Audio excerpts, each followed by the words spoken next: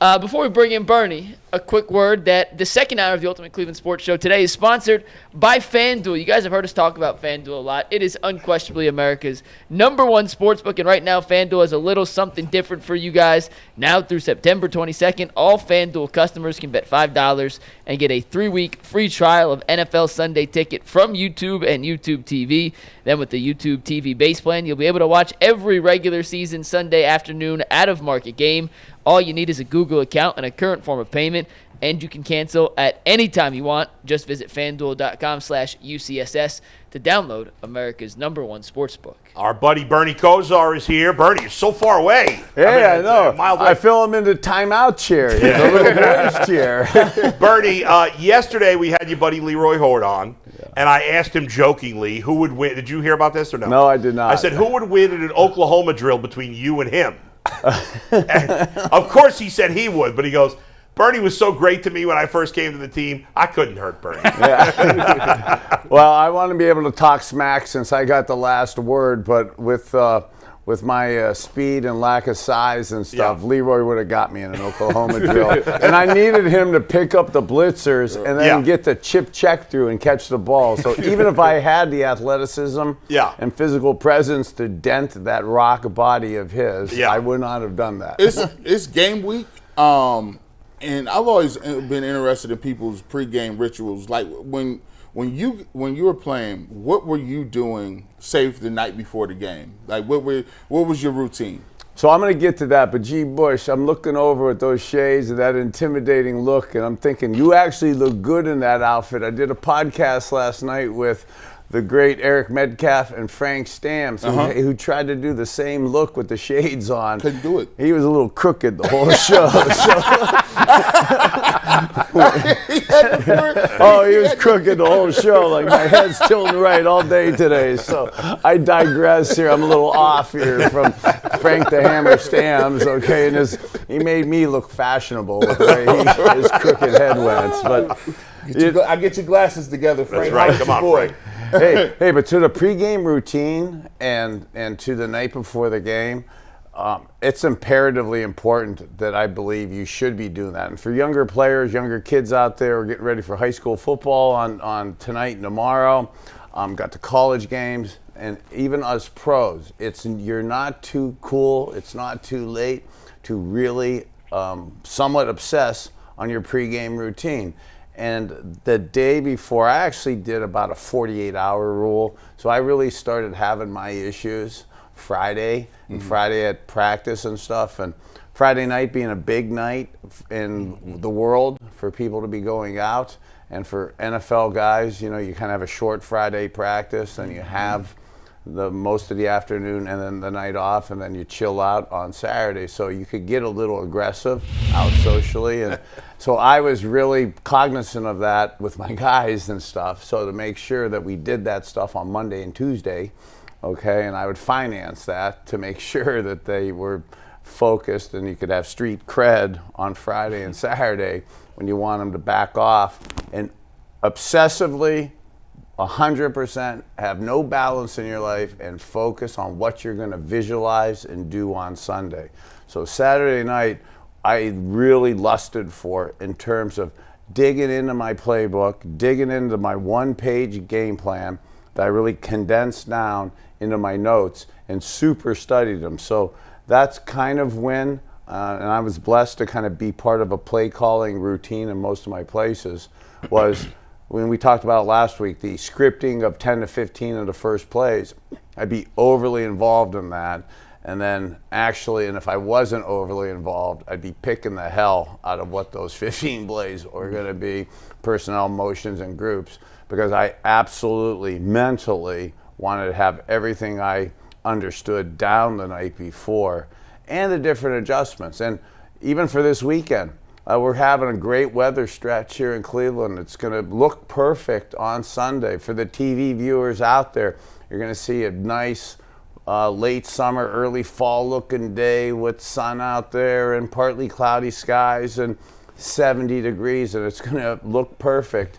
But for me as an ex-quarterback, it's supposed to be windy. And that 15 to 20 mile an hour gusts and stuff, I'd be obsessing on hoping that doesn't happen, so I'd be praying to any God that there is out there, okay, and any religion there is out there, I'm going to try to cover my backside with, and then thinking about what weather's going to be and what the plays are going to be if it's going to be windy and off weather. And albeit it's supposed to look nice on Sunday, we could conceivably get more wind than we want. Bernie, you said you talked about how your involvement with the game plan obviously is way more than most quarterbacks, especially nowadays. I mean, I'm sure when you played, there were more quarterbacks like you that were more involved. But you were, I mean, you've talked about this before. I mean, you were doing play calling that no quarterbacks are really doing now. I'm sure there were some quarterbacks, the Mahomeses and the Rodgers of the world, that are somewhat involved. But do you think it's easier for these guys now, or is it harder being less involved?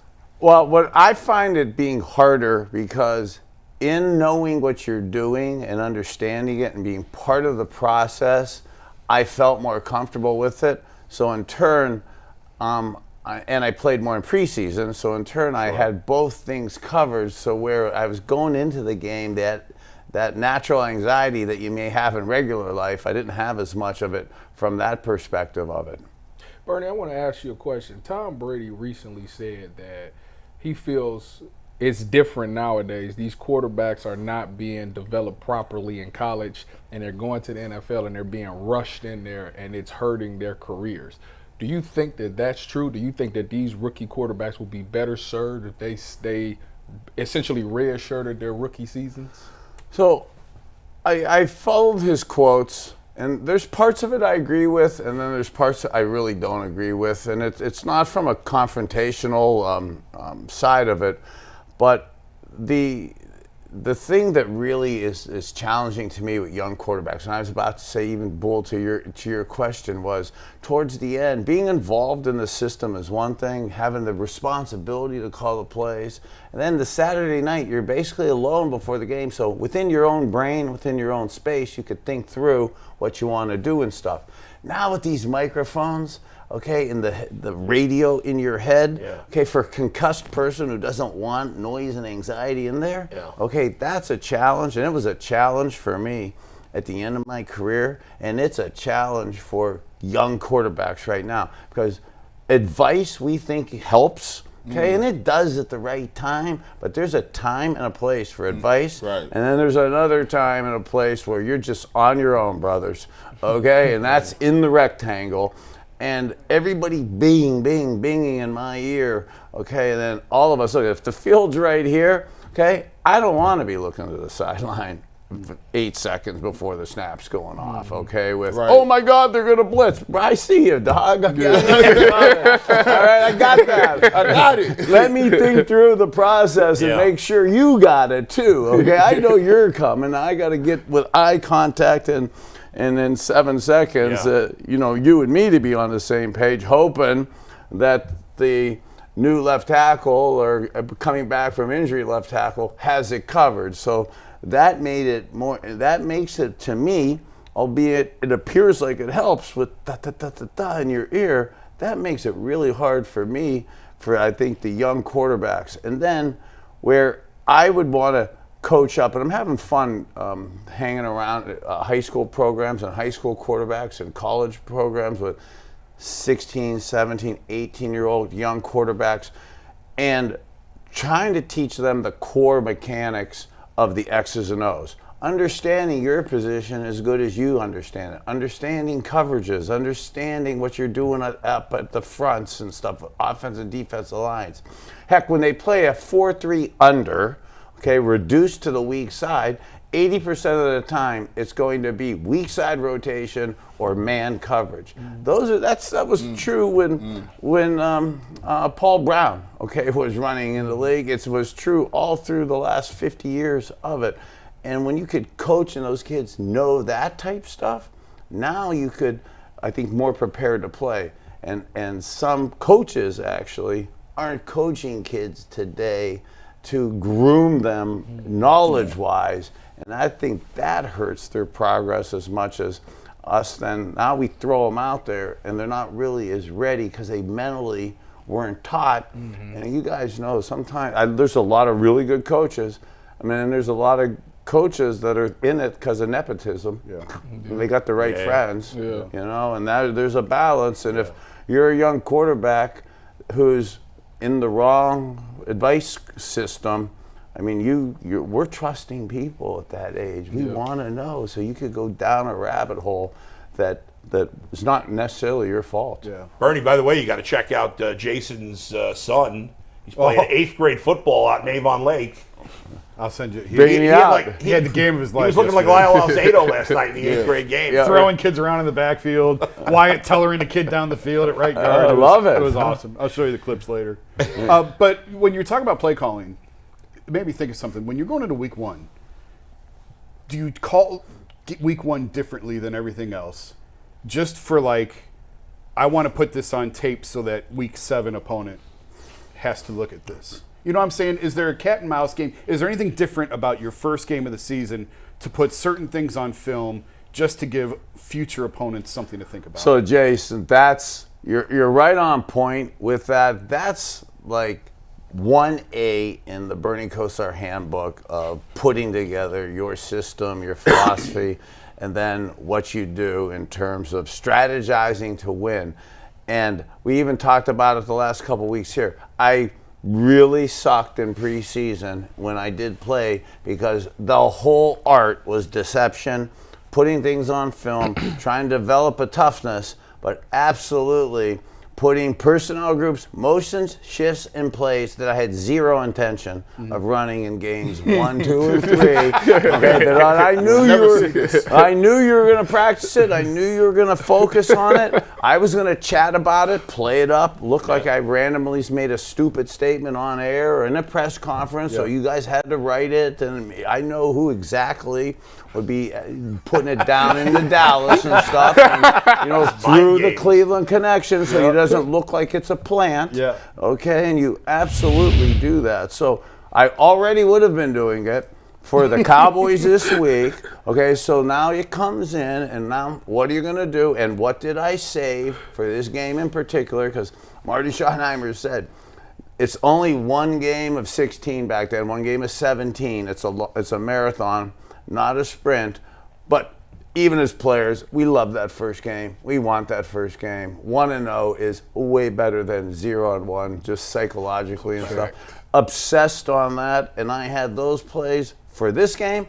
And then for sure, knowing Jacksonville's next and Doug Peterson, and I was his roommate, I got, some of the things that they think. So absolutely, you're setting it up for the next couple weeks.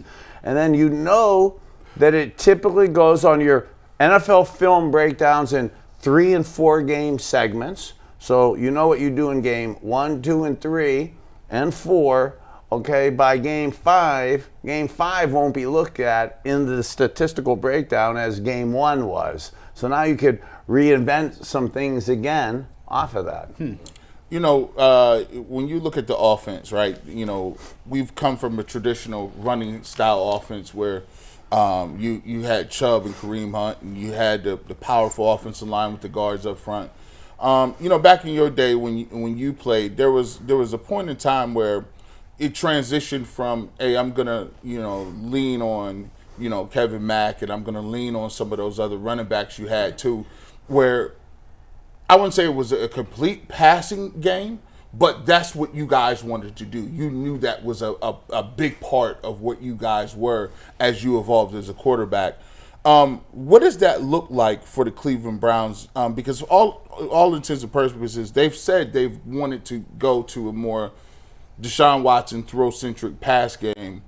What steps do you take in going from a run team to a team that is going to lean on the quarterback a little more to make plays? Yeah, so that's also why I'm super looking forward to the initial start of the season and the offense and how we come out against the Cowboys, because just like I was talking about, and look, even to this day, I have the reputation as all I want to do is throw, mad bomber, down the field throws. But again, I did believe in those throws 8 to 10 times a game. But there's 60 to 70 plays in a game.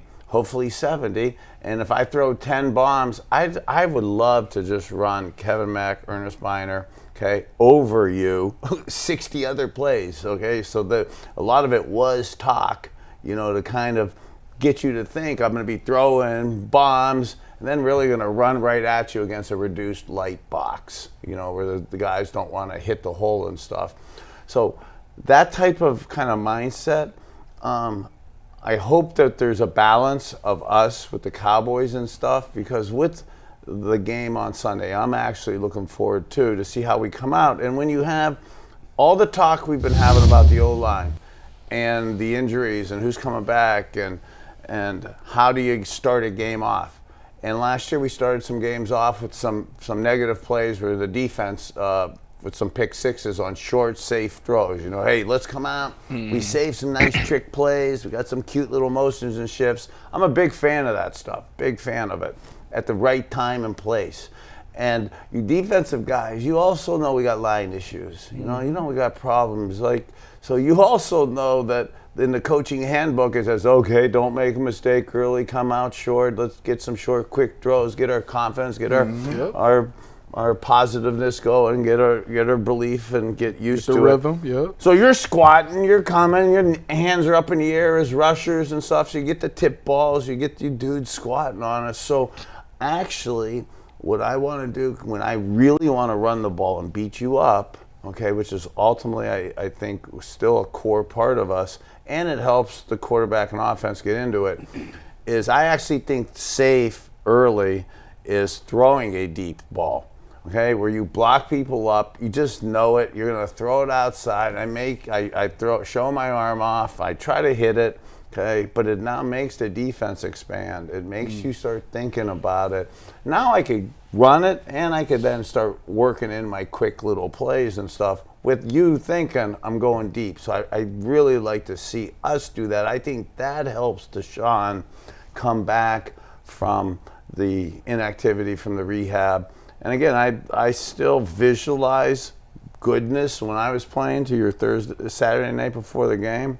And Deshaun, I like myself, I want to visualize him in that second half of the Baltimore game and him making plays like that. Bernie, Deshaun, speaking of Deshaun, when the Browns first traded for him, our expectations for his play were up here. He had been a superstar in Houston. We expected superstar play. We haven't gotten that here. He's been injured. He's been suspended. And when he's played, he hasn't played great, at least in my opinion. What were your expectations? Have they been lowered? Is that fair? Should we expect less from him, at least initially in the season? Or should our expectations still be way high, at least at some point in this season? Yeah, great fair question. There's no question that all of us, fans, us, people on the team, maybe not people on the team, but the majority of people absolutely obsess on the individual stats and the Pro Bowl, All-Pro greatness type stats that we want to see. I really saying this not as his marketing rep and not to cover or anything, because I absolutely believe this. I had to have the mentality, and you have to check your ego, or you have to make your ego believe that the greatest thing is just about winning. Okay, I believe the W's are more important than the stats, and we all say that. But at the end of the day, when Jace, you're getting drilled with, hey, you only threw for 200 yards and you were 50%. Hey, but we won. Yep. Okay, it's gonna look nice on Sunday, but it could be windy and it could be off, and we got linemen that are coming back. So in his head, and for us as fans, just winning, okay? And if you get comfortable with just W's, and again, since he's come, I think starting, he's been 8-4 as a starting quarterback. If we win 2 games of every 3 he starts, we will be probably winning our division for sure in the playoffs. And that type of mindset of not trying to statistically be and compete up there with Patrick Mahomes, but just mindset of competing of the Jimmy Johnson line, somehow, some way, figure out a way to get a W. And if he has that mindset, and us fans, and I really believe the organization, the team has that, that's the mindset to have the team flourish. All right, Bernie, you're going to be back with us Monday. Yes, sir. Next week. It'll be fun to actually talk about a game on Monday. Yeah, I'm excited for the real games. Yes. Thanks, Bernie. Thanks, guys. We'll see you later. Always great to talk with Bernie. Mike, go ahead. Awesome. We'll see Bernie back on Monday. Thanks again, Bernie.